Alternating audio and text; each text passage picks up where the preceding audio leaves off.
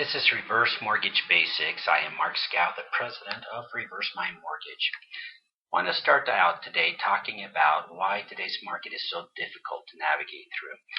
Too many of us have ended up losing our savings and retirement funds over the past several years. However, seniors find themselves in a more difficult spot because they do not have any time to recover this money. And so those who are already in their retirement years are finding that now is the time to find sound financial solutions that are safe and secure. And this is more important than it has ever been before. Reverse mortgages have held a promise of being a safe and secure tool. However, there are so many questions about what is real and what is fake about reverse mortgages, and many people are left confused about those questions.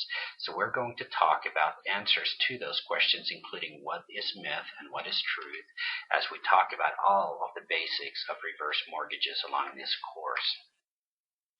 Now let's start by talking about the history of reverse mortgages. They started in the 1980s, and at the time, the primary principle behind a reverse mortgage was that the lender would make a payment to the borrower rather than having the borrower pay a payment to the lender.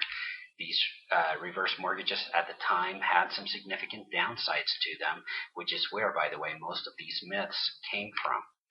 Closing costs were very high at the time.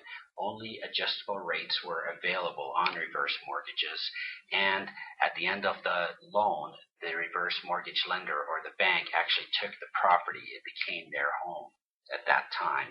And so essentially, reverse mortgage borrowers lost their house at the end, and that is just not what people were really working for their entire lives when it came to paying for their homes. As a result, many improvements have been made to reverse mortgages over time, and the largest improvements came via FHA getting involved in forming the HECM Reverse Mortgage Program.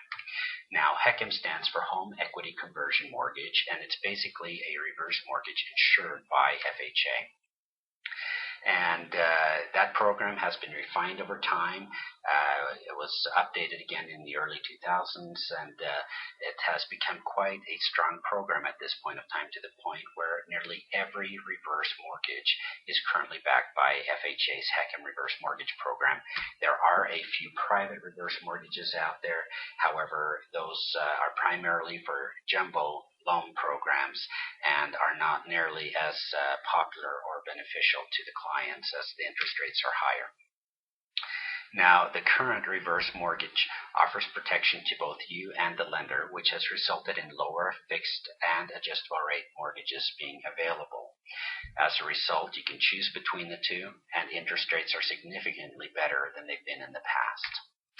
You also no longer lose home ownership. You can move, take out a new mortgage on your property, live there as long as you want without ever making a payment. However, that title stays in your name at all times. Even after you pass away, you're actually able to leave the equity to your kids.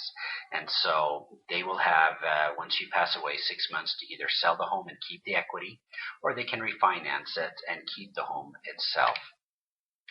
In addition to this, you are never liable for any shortage on the mortgage if the loan balance is greater than the value of the home.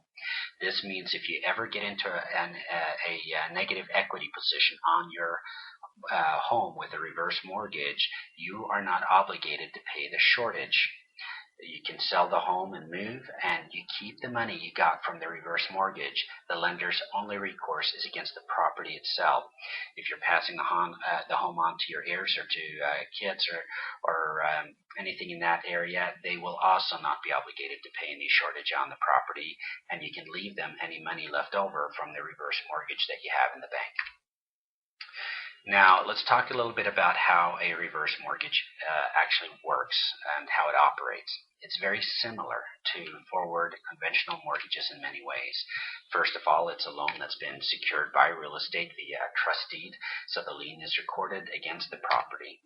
In addition to that, an interest rate is charged and interest accrues on the loan just like it would on any other mortgage. And you have closing costs that need to be paid for when you take out the reverse mortgage. In addition to that, because these mortgages are backed by FHA, the property that is being borrowed against must be a qualifier for FHA financing. The primary qualifier that most people need to be aware of is that you have to own the home as your primary residence. It cannot be a second home or a rental property. Now, there are some condo associations and PUDs that are not approved by FHA. In those cases, there are exceptions granted called spot approvals for people to get a HECM reverse mortgage, and so that opportunity is still there if you happen to live in an area that is not approved for FHA. Now let's talk about the benefits to how the reverse mortgages work specifically that are different from a forward mortgage. First of all, you do not have to make payments on the reverse mortgage. That is a key factor. Secondly, there is no income or credit requirements because there is no payment. This means that if you have or if you know of someone who has a home that is in default or being foreclosed on, a reverse mortgage can actually be taken out to pay for that home, wipe out the mortgage payments, and get the home out of default. So there's a very, very big improvement in that area and a very big benefit. You also do have to show, however, that you can pay the taxes and insurance on the property. Outside of that, there is no income requirement on a reverse mortgage. You can receive your money up front, get a line of credit, or receive payments each month from the lender. That is all up to you. But receiving the payments each month from the lender, of course, is only an option on a reverse mortgage. And then finally, of course, the lender's collection resources only against the home, not against you personally or your heirs, your bank accounts, retirement accounts, or anything else. Now, in order to qualify, you do need to be at least 62 years old. The reason for this is that a reverse mortgage is based on life expectancy and value of home, and so age is obviously a key factor. That is the minimum age requirement. You have to demonstrate that you're able to pay the property taxes and the homeowner's insurance on the property, and the home has to be your primary residence. You can, by the way, take a reverse mortgage out on your primary residence to purchase a second home. You just can't take a reverse mortgage out against the second home. Some have asked if you can pay off an existing mortgage with a reverse mortgage, and the answer is yes. However, we do need to see you pay off the current mortgage with a reverse mortgage that you're taking out. Now, let's talk about the benefits to a reverse mortgage. You do get to live in your home payment-free as long as you're alive. That home can never be taken from you, and you can live there without making a payment regardless of how long that is. You receive the money tax-free because it's borrowed money. It is not earned income. And because it's borrowed money, just like any other loan, you receive the money without paying taxes on it. Income tax, that is. And you can use the money in any way you want. There are no restrictions.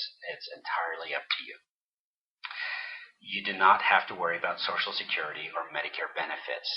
A reverse mortgage has no impact on either one of those two items. However, if you are a Medicaid recipient, you need to be careful because a reverse mortgage can have a detrimental impact to you. If you have any questions on that, please call us. You see our number below, 8554-REVERSE, or you can visit our website, reversemymortgage.com, for more information.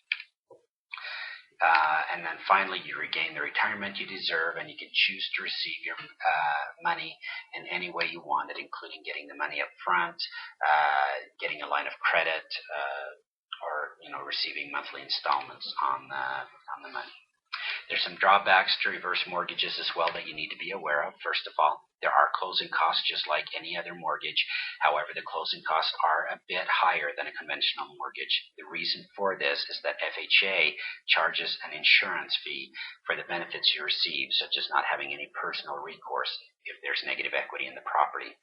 And so as a result of this, the closing costs are typically a little bit higher on a reverse mortgage than on a forward mortgage.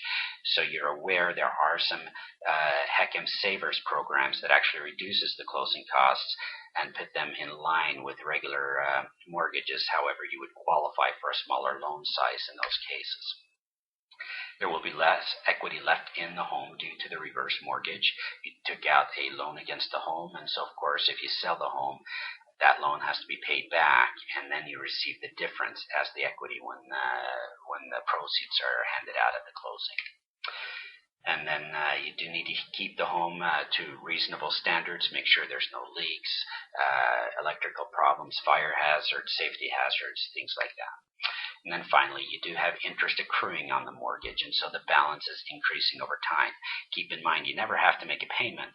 However, because you're not making a payment, the balance does increase along the way.